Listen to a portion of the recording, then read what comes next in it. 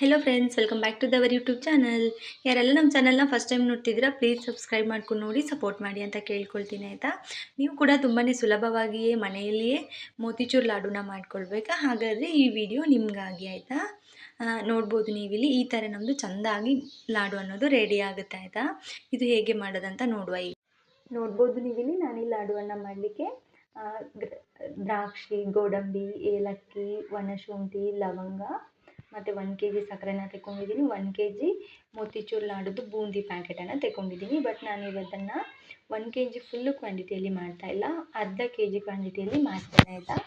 ಈ ಸಕ್ಕರೆ ಮತ್ತು ಬೂಂದಿಯನ್ನು ಅರ್ಧ ಮಾತ್ರ ನಾನು ಯೂಸ್ ಮಾಡ್ತೇನೆ. ಮತ್ತು ಇದು ಗೇರು ಬೀಜ ಆಯಿತಾ, ನಾವು ಮನೆಯಲ್ಲೇ ಬೆಂಕಿಯಲ್ಲಿ ಸುಟ್ಟು ಓಪನ್ ಮಾಡ್ತಾಯಿರಲ್ಲ ಆ ಥರ ಮನೆಯಲ್ಲೇ ಮಾಡಿದ್ದು. ನೀವು ನೋಡ್ಬೋದು ಈ ಥರ ನಮ್ಮದು ಬೂಂದಿದು ಕಾಳಿದೆ ಆಯಿತಾ. ಮೋತಿಚೂರಿದು ಬೂಂದಿ ಇದೆ. ಮತ್ತು ಇದು ಸಕ್ಕರೆ 1 kg ಇದೆ ಆಯಿತಾ. ಮೊದಲಿಗೆ ನಾನಿದು ಒಂದು ಪಾತ್ರೆನ ತಗೊಳ್ತಾ ಇದ್ದೀನಿ. ಅದರಲ್ಲಿ ಒಂದು ಅರ್ಧ kgಯಷ್ಟು ಸಕ್ಕರೆನ ಹಾಕ್ಕೊಳ್ತಾ ಇದ್ದೀನಿ ಆಯಿತಾ. ಅರ್ಧ kgಯಷ್ಟು ನಾನು ಯಾಕೆಂದರೆ ಅರ್ಧ kg ಮಾಡ್ತಾ ಇರೋದ್ರಿಂದ ಅಷ್ಟೇ ಹಾಕ್ಕೊಳ್ತಾ ಇದ್ದೀನಿ. ನೀವು ಫುಲ್ ಆ ಪ್ಯಾಕೆಟನ್ನೆಲ್ಲ ಯೂಸ್ ಮಾಡಿಕೊಂಡು ಬೂಂದಿ ಮೋತಿಚೂರ್ ಲಾಡು ಮಾಡ್ಕೊಳ್ತೀರ ಅನ್ನೋರಾದರೆ ಫುಲ್ 1 kg ಕೂಡ ಯೂಸ್ ಮಾಡ್ಕೊಳ್ಬೋದು. ನನಗೆ ಇಲ್ಲಿ ಅರ್ಧ kg ಒಂಚೂರು ಕಮ್ಮಿ ಅನ್ನಿಸ್ತು, ಹಾಗಾಗಿ ನಾನು ಹಾಕ್ಕೊಳ್ತಾ ಇದ್ದೀನಿ. ಇವಾಗ ಮೊದಲಿಗೆ ನಾವು ಈ ರೀತಿ ಸಕ್ಕರೆನ ಹಾಕ್ಕೊಂಡಾಯ್ತಲ್ವ, ಇನ್ನು ಇದಕ್ಕೆ ಒಂಚೂರು ನೀರನ್ನು ಹಾಕ್ಕೊಳ್ಳಿಕ್ಕೆ ಉಂಟು ನಮಗೆ. ಯಾಕೆಂದರೆ ಅದು ಸಕ್ಕರೆ ಮೆಲ್ಟ್ ಆಗಬೇಕಲ್ವ, ಕರಗಬೇಕು. ಹಾಗಾಗಿ ಅದಕ್ಕೆ ಒಂದು ಸ್ವಲ್ಪ ನೀರನ್ನು ಹಾಕ್ಕೊಂಬಿಡಿ ಆಯಿತಾ. ಒಂಚೂರು ನೀರನ್ನು ಹಾಕ್ಕೊಂಬಿಟ್ಟು ನೋಡಿ ಈ ರೀತಿ. ಇನ್ನು ಅದನ್ನು ನಾವು ಗ್ಯಾಸಲ್ಲಿ ಇಟ್ಬಿಡೋಣ ಆಯಿತಾ, ಸಕ್ಕರೆ ಕರಗಲಿಕ್ಕೆ. ನೀವು ನೋಡ್ಬೋದು ಇಲ್ಲಿ ನಾನು ಗ್ಯಾಸಲ್ಲಿ ಇಟ್ಟಿದ್ದೀನಿ. ನಮ್ಮದು ಸಕ್ಕರೆ ಈಗ ಸ್ವಲ್ಪನೇ ಕರಗ್ತಾ ಇದೆ. ಬಟ್ ಇದು ನಮ್ಮದು ಸಕ್ಕರೆ ನಾವು ತೆಕ್ಕೊಬಂದಿದ್ದು ಅಂದರೆ ದಪ್ಪ ಕಲ್ಲಿದ್ದು ಸಕ್ಕರೆ, ಹಾಗಾಗಿ ಸ್ವಲ್ಪ ಟೈಮ್ ತೆಗೆಯುತ್ತೆ. ಪೂರ ಸಕ್ಕರೆ ಆದರೆ ಬೇಗ ಕರಗೋಗ್ಬಿಡುತ್ತೆ ಆಯಿತಾ. ನೀವು ನೋಡ್ಬೋದು ಈ ಥರ ಕರಗಲಿಕ್ಕೆ ಸ್ಟಾರ್ಟ್ ಆಗಿದೆ. ಒಂದು 2-3 ನಿಮಿಷ ಆದಮೇಲೆ ಈ ರೀತಿ ಸೈಡಲ್ಲೆಲ್ಲ ಕುದಿ ಅನ್ನೋದು ಬರ್ತಾ ಇದೆ ಆಯಿತಾ, ಸಣ್ಣದಾಗಿ. ಇದನ್ನು ಇದೇ ರೀತಿ ಸ್ವಲ್ಪ ತಿರುಗಿಸ್ತಾ ಇರಬೇಕು. ಮತ್ತು ಈ ಥರ ಲಾಡು ಎಲ್ಲ ಮಾಡಲಿಕ್ಕಿದ್ಮೇಲೆ ನಾವು ಪಾಕ ಬಿಟ್ಟು ಆ ಕಡೆ ಈ ಕಡೆ ಎಲ್ಲಿ ಹೋಗಬಾರ್ದು, ಅದು ಆಗೋ ತನಕ ಸ್ವಲ್ಪ ಜಾಗ್ರತೆಯಲ್ಲಿ ಇರಬೇಕಾಗತ್ತಲ್ವ. ಇದು ಪಾಕ ಬರೋಕ್ಕೆ ಹೆಚ್ಚು ಟೈಮ್ ತೆಗಿಯಲ್ಲ, ಒಂದು 7-8 ನಿಮಿಷದಲ್ಲಿ ಬಂದುಬಿಡುತ್ತೆ. ನೀವು ನೋಡ್ಬೋದು 4-5 ನಿಮಿಷ ಆದಮೇಲೆ ನಮ್ಮದು ಪಾಕ ಅನ್ನೋದು ಈ ರೀತಿ ಕುದಿ ಬರಲಿಕ್ಕೆ ಸ್ಟಾರ್ಟ್ ಆಗಿದೆ ಆಯಿತಾ. ಇವಾಗ ಇದು ಸ್ವಲ್ಪ ಅರ್ಧ ಪಾಕ ಅನ್ನೋದು ನಮ್ಮದು ಬಂದಿದೆ. ಹಾಗಾಗಿ ನಾವು ಈಗ ಬೂಂದಿದು ಪ್ಯಾಕೆಟೆಲ್ಲ ಓಪನ್ ಮಾಡ್ಕೊಂಬಿಡೋಣ ಆಯಿತಾ. ನೋಡ್ಬೋದು ಗೇರು ಬೀಜನ ಕಟ್ ಮಾಡಿ ಇಟ್ಕೊಂಡಿದ್ವಿ. ಮತ್ತು ಅದೇ ಥರ ದ್ರಾಕ್ಷಿನೂ ಕೂಡ ಸಣ್ಣದು ಕಟ್ ಮಾಡಬೇಕು.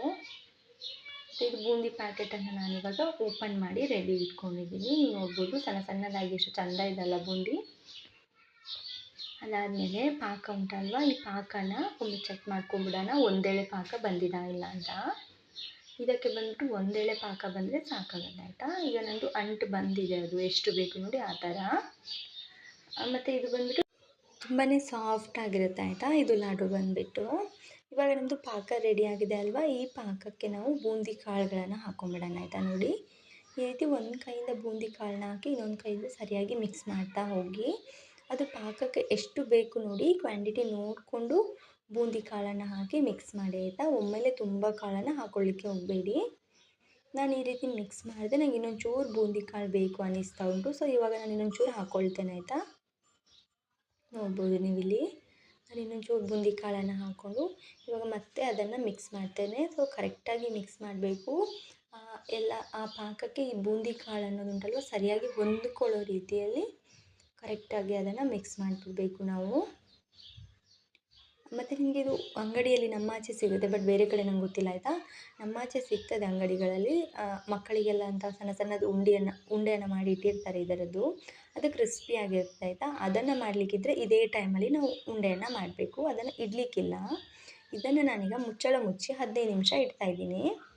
15 ನಿಮಿಷದ ನಂತರ ಈ ರೀತಿ ಒಂದು ಅಗಲವಾಗಿರುವಂಥ ಪಾತ್ರೆಯನ್ನು ತೆಗೆದು ಆ ಪಾತ್ರೆಗೆ ಆ ಬೂಂದಿಯನ್ನೆಲ್ಲ ಹಾಕ್ಕೊಂಬಿಡ್ಬೇಕಾಯ್ತಾ.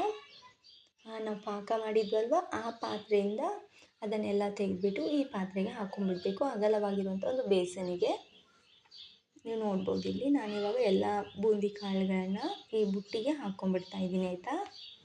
ಯಾಕೆಂದರೆ ಇದು ಆಮೇಲೆ ನಮಗೆ ತುಪ್ಪ ಎಲ್ಲ ಮಿಕ್ಸ್ ಮಾಡಿ ಸ್ವಲ್ಪ ಕೈಯಿಂದ ಉಜ್ಜಲಿಕ್ಕೆ ಉಂಟು. ಹಾಗಾಗಿ ಅಗಲವಾಗಿರುವಂಥ ಪಾತ್ರೆ ತಗೊಂಡ್ರೆ ನಮಗೆ ತುಂಬಾ ಹೆಲ್ಪ್ ಆಗುತ್ತೆ. ಮತ್ತು ಇವಾಗ ನಮ್ಮದು ಇದು ಬೂಂದಿ ಕಾಳಿದೆ ಅಲ್ವಾ, ಈ ಕಾಳಿನಿಂದ ಸ್ವಲ್ಪ ಬೂಂದಿಯನ್ನು ನಾವು ಈ ಮಿಕ್ಸಿ ಜಾರಿಗೆ ಹಾಕೊಂಬಿಡೋಣ ಆಯಿತಾ. ಈ ರೀತಿ ಮಿಕ್ಸಿ ಜಾರಿಗೆ ಹಾಕೊಂಡ್ಬಿಟ್ಟು ಅದನ್ನು ಒಂಚೂರು ಗ್ರೈಂಡ್ ಮಾಡ್ಕೊಳ್ಳಿಕ್ಕೆ ಉಂಟು ನಮಗೆ. ಈ ಎಲ್ಲ ಬೂಂದಿಯನ್ನು ಗ್ರೈಂಡ್ ಮಾಡಲಿಕ್ಕಿಲ್ಲ, ಮಿಕ್ಸಿಯಲ್ಲಿ ಬರೀ ಒಂದೇ ಸ್ವಲ್ಪ ಮಾತ್ರ ಮಾಡ್ಕೊಳ್ಳಿಕ್ಕೆ ಒನ್ ಟೈಮು. ನೀವು ನೋಡ್ಬೋದು ಇಲ್ಲಿ ನಾನು ಇವಾಗ ಅದನ್ನು ಗ್ರೈಂಡ್ ಮಾಡ್ಕೊಂಡು ತೆಕ್ಕೊಬಂದಿದ್ದೀನಿ ಆಯಿತಾ. ಈ ರೀತಿ ಇದನ್ನೆಲ್ಲ ಕೂಡ ನಾನಿವಾಗ ಆ ಬೂಂದಿಯ ಮೇಲೆ ಹಾಕ್ಕೊಂಬಿಡ್ತೀನಿ ಆಯಿತಾ. ನೀಟಾಗಿ ಗ್ರೈಂಡ್ ಮಾಡ್ಕೊಂಡು ಬಂದಿರುವಂಥ ಮುದ್ದೆಚೂರಿದು ಬೂಂದಿಯನ್ನು ಇದರ ಮೇಲೆ ಹಾಕ್ಕೊಳ್ತಾ ಇದ್ದೀನಿ. ನೋಡ್ಬೋದು ನೀವು ಇದನ್ನೆಲ್ಲ ಕ್ಲಿಯರಾಗಿ ನಾನೀಗ ಹಾಕ್ಕೊಂಡಿದ್ದೀನಿ. ಇದರ ನಂತರ ತುಪ್ಪದಲ್ಲಿ ಫ್ರೈ ಮಾಡಿರುವಂಥ ಗೋಡಂಬಿ, ದ್ರಾಕ್ಷಿ, ಏಲಕ್ಕಿ, ಒಣಶುಂಠಿ, ಲವಂಗನ ಕೂಡ ನಾನೀಗ ಆ್ಯಡ್ ಮಾಡ್ತಾಯಿದ್ದೀನಿ ಆಯಿತಾ. ನೋಡಿ ಈ ರೀತಿ ತುಪ್ಪದಲ್ಲಿ ಫ್ರೈ ಮಾಡಿದ್ದೀನಿ ಆಯಿತಾ ಇದನ್ನು. ಮತ್ತು ಇದರಲ್ಲಿ ನನಗೆ ತುಪ್ಪ ಸಾಕಾಗಲ್ಲ, ಸ್ವಲ್ಪ ಕಮ್ಮಿ ಇದೆ, ಹಾಗಾಗಿ ನಾನು ಇನ್ನೂ ಸ್ವಲ್ಪ ಎಕ್ಸ್ಟ್ರಾ ತುಪ್ಪನ ಹಾಕ್ಕೊಳ್ತೀನಿ. ನಿಮ್ಮ ಹತ್ರ ತುಪ್ಪ ಇಲ್ಲ ಅನ್ನೋರು ಎಷ್ಟು ಫ್ರೈ ಮಾಡಿದ್ರಲ್ವ ಅಷ್ಟೇ ತುಪ್ಪ ಕೂಡ ಸಾಕಾಗುತ್ತೆ. ನನಗೆ ಆದರೆ ನಮ್ಮ ಮನೇಲಿ ತುಪ್ಪ ಮಾಡ್ತಾರೆ, ಹಾಗಾಗಿ ಇತ್ತು, ಅದನ್ನು ನಾನು ಇನ್ನು ಸ್ವಲ್ಪ ಹಾಕ್ಕೊಂಡಿದ್ದೀನಿ. ಅದೇ ಹೆಚ್ಚು ತುಪ್ಪ ಹಾಕಿದ್ರೆ ಪರಿಮಳ ಚೆಂದ ಬರುತ್ತಲ್ವ, ಹಾಗಾಗಿ ತುಪ್ಪ ಎಲ್ಲ ಹಾಕಿ ಆದಮೇಲೆ ಒಂದು 5-6 ನಿಮಿಷ ಈ ರೀತಿ ಚಮಚದಿಂದ ಮಿಕ್ಸ್ ಮಾಡಬೇಕಾಯ್ತಾ ಇದನ್ನು. ನೋಡಿ ಚಮಚದಲ್ಲಿ ಮಿಕ್ಸ್ ಮಾಡಿ ಈ ಹದಕ್ಕೆ ಬರುವಾಗ, ಮತ್ತು ಅದು ಬೂಂದಿ ತಣ್ಣಗಾಗಿದೆ ಅಂತ ನೋಡ್ಕೊಳ್ಳಿ. ತಣ್ಣಗಾದಮೇಲೆ ಈ ರೀತಿ ಕೈಯಿಂದ ಉಜ್ಜಬೇಕು ಆಯಿತಾ. ಅದು ಬೂಂದಿ ತಣ್ಣಗಾಗಬೇಕು, ಯಾಕೆಂದರೆ ಬಿಸಿ ಇರುತ್ತೆ, ಅದು ಕಾಳು ಬಿಸಿ ಇರುವಾಗ ಮತ್ತು ಕೈಯೆಲ್ಲ ಬಿಸಿ ಬಿಸಿ ಆಗುತ್ತೆ ಉಜ್ಜೋಕ್ಕೆ. ಹಾಗಾಗಿ ತಣ್ಣಗಾದ್ಮೇಲೆ ಈ ರೀತಿ ಎರಡೂ ಕೈಯಿಂದ ಅದನ್ನು ತಿಕ್ಕಬೇಕು, ಬೂಂದಿಯನ್ನು ತಿಕ್ಕಿ ಅದು ಉಂಡೆದು ಹದ ಬರಬೇಕು. ಹಾಗಾಗಿ ನೋಡ್ಬೋದು ನೀವು ಈ ರೀತಿ ತಿಕ್ತಾ ಇರುವಾಗಲೇ ಒಂದೊಂದು ಉಂಡೆಗಳನ್ನು ಮಾಡಿಕೊಂಡು ಚೆಕ್ಕನ್ನು ಮಾಡಬೇಕಾಗುತ್ತೆ ಆಯಿತಾ. ನೋಡಿ ಈ ರೀತಿ ಉಂಡೆಯನ್ನು ಮಾಡಿಕೊಂಡು ಚೆಕ್ಕನ್ನು ಮಾಡಿ, ನಿಮಗೆ ಉಂಡೆ ಮಾಡಲಿಕ್ಕೆ ಕರೆಕ್ಟಾಗಿ ಬಂದರೆ ಹದ ಬಂದಿದೆ ಅಂತ ಅರ್ಥ. ಅದು ಬರಲಿಲ್ಲ ಆದರೆ ನೀವು ಸ್ವಲ್ಪ ಅದನ್ನು ಕೈಯಿಂದ ಉಜ್ಜಿ ಹದ ಮಾಡಬೇಕು ಅಂತ ಆಯಿತಾ. ತಿಕ್ಕಿ ನನಗೆ ಇಲ್ಲಿ ಹದ ಬಂದಿದೆ, ಹಾಗಾಗಿ ನಾನಿಲ್ಲಿ ಉಂಡೆಗಳನ್ನು ಸ್ಟಾರ್ಟ್ ಮಾಡಿದ್ದೀನಿ. ನೀವು ನೋಡ್ಬೋದು ಇಲ್ಲಿ ಈ ರೀತಿ ಉಂಡೆಗಳನ್ನು ಕಟ್ಕೊಳ್ಳಿಕ್ಕೆ ಅದು ಹದ ಬಂದರೆ ಸಾಕು. ಕೈಯಲ್ಲಿ ನಿಮಗೆ ಗೊತ್ತಾಗುತ್ತೆ ಅದು, ಈ ರೀತಿ ಅದನ್ನು ತಿಕ್ತಾ ಇರ್ತೀರಲ್ವ ಆ ಟೈಮಲ್ಲಿ. ನೋಡ್ಬೋದು ನಂದು ಈ ರೀತಿ ಲಡ್ಡುಗಳು ರೆಡಿ ಆಯ್ತಾಯ್ತಾ. ನಾನೀಗ ಒಂದು ಲಡ್ಡುವನ್ನು ರೆಡಿ ಮಾಡಿದ್ದೀನಿ.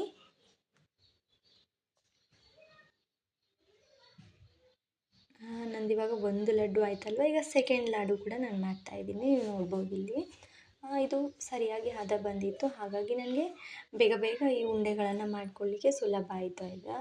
ಯಾಕೆಂದರೆ ಇದಕ್ಕೆ ನಾವು ತುಂಬ ತುಪ್ಪ ಎಲ್ಲ ಹಾಕಿ ಮತ್ತು ಸ್ವಲ್ಪ ಹೊತ್ತು ಸರಿಯಾಗಿ ಕೈಯಿಂದ ಅದನ್ನು ತಿಕ್ಕಿದ್ದೀವಿ ಅಲ್ವಾ, ಹಾಗಾಗಿ ಅದು ಕರೆಕ್ಟಾಗಿ ಹದ ಬಂದಿದೆ. ಮತ್ತು ನೋಡ್ಬೋದು ನಂದು ಇಷ್ಟು ಉಂಡೆಗಳಾಯ್ತಾಯ್ತಾ ಈಗ. ಮತ್ತು ಇನ್ನು ಇಷ್ಟು ಉಂಟಲ್ವ ಬೂಂದಿನ, ಉಳಿದಿರೋ ಬೂಂದಿಯನ್ನು ಕೂಡ ನಾನು ಅದೇ ರೀತಿ ಲಾಡುಗಳನ್ನು ಮಾಡಿಕೊಂಡು ಅದಾದಮೇಲೆ ಮತ್ತೆ ವೀಡಿಯೋನ ಕಂಟಿನ್ಯೂ ಮಾಡ್ತೀನಿ. ಯಾಕೆ ಅಂದರೆ ಇದೆಲ್ಲ ಲಾಡುನ ಮಾಡೋದನ್ನು ನಾನು ವೀಡಿಯೋನ ಶೇರ್ ಮಾಡಿದ್ರೆ ವೀಡಿಯೋ ತುಂಬಾ ಲೆಂತಿ ಆಗಿಬಿಡುತ್ತೆ, ಹಾಗಾಗಿ ಮತ್ತು ನೋಡೋರಿಗೆ ಕೂಡ ಬೋರ್ ಆಗಿಬಿಡುತ್ತೆ. ಇವಾಗ ಇಷ್ಟು ಏನೇನೆಲ್ಲ ಹಾಕಲಿಕ್ಕಿತ್ತು, ಯಾವ ರೀತಿ ಹದ ಮಾಡಲಿಕ್ಕಿತ್ತು ಅನ್ನೋದನ್ನು ನಾನಿವಾಗ ಕಂಪ್ಲೀಟಾಗಿ ತೋರಿಸಿದ್ದೇನಲ್ವ. ಇದು ಇಷ್ಟ ಆಯಿತಾ. ಅಂಗಡಿಯಲ್ಲಿ ಸಿಕ್ಕಿರುವಂಥ ಬೂಂದಿಯನ್ನು ಉಪಯೋಗಿಸ್ಕೊಂಡು ನಾವು ಇಷ್ಟು ಸುಲಭವಾಗಿ ಇಷ್ಟು ಚೆಂದ ಇರುವಂಥ ಮೋತಿಚೂರ್ ಲಾಡುನ ಮಾಡ್ಕೊಳ್ಬೋದು. ಯಾರೆಲ್ಲ ಈ ಲಾಡುನ ಟ್ರೈ ಮಾಡಿಲ್ಲ ನೋಡಿ, ಖಂಡಿತ ಒಮ್ಮೆ ಟ್ರೈ ಮಾಡಿ ಆಯಿತಾ. ಈ ವಿಧಾನದಲ್ಲಿ ಇದಂತೂ ತುಂಬಾ ಈಸಿ ಇದೆ, ಆರಾಮಾಗಿ ನಾವು ಲಾಡುವನ್ನು ಮಾಡ್ಕೊಳ್ಬೋದು. ಇದು ಲಾಡು ಕೂಡ ತುಂಬಾ ಸಾಫ್ಟಾಗಿ ಚೆಂದ ಬಂದಿತ್ತು ಆಯಿತಾ. ಮತ್ತು ತುಪ್ಪ ಕೂಡ ಹಾಕಿದ್ವಲ್ಲ ನಾವು ತುಂಬ, ಹಾಗಾಗಿ ತುಪ್ಪದ್ದು ಪರಿಮಳ ಕೂಡ ತುಂಬ ಚೆಂದ ಇತ್ತು. ನೀವು ನೋಡ್ಬೋದು, ನಾವು ಚಿಕ್ಕ ಇರುವಾಗಲೇ ನಮಗೆ ಬೇಕ್ರಿಯಲ್ಲಿ ನಮ್ಮ ಹಳ್ಳಿ ಕಡೆಯಲ್ಲಿ ಬೇಕ್ರಿಯಲ್ಲಿ ಸಣ್ಣ ಸಣ್ಣ ಅಂಗಡಿಗಳಲ್ಲಿ ಸಿಗ್ತದೆ ಆಯಿತಾ. ಇದು ಸಣ್ಣ ಸಣ್ಣ ಉಂಡೆಯನ್ನಾಗಿ ಮಾಡಿ ಇಟ್ಟಿರ್ತಾರೆ, ಇದು ಮತ್ತು ಮಿಕ್ಸ್ಚರ್ ಇದ್ದು ಎಲ್ಲ ಮಾಡಿ ಇಟ್ಟಿರ್ತಾರೆ. ಅದೊಂಥರ ಕರ್ಕರು ಇರುತ್ತೆ, ಕ್ರಿಸ್ಪಿ ಟೈಪಲ್ಲಿ. ಇದು ಬಂದುಬಿಟ್ಟು ಸಾಫ್ಟ್ ಆಯಿತಾ. ನೋಡ್ಬೋದು ಎಷ್ಟು ಚೆಂದ ರೆಡಿಯಾಗಿದೆ ಅಂತ. Thank you.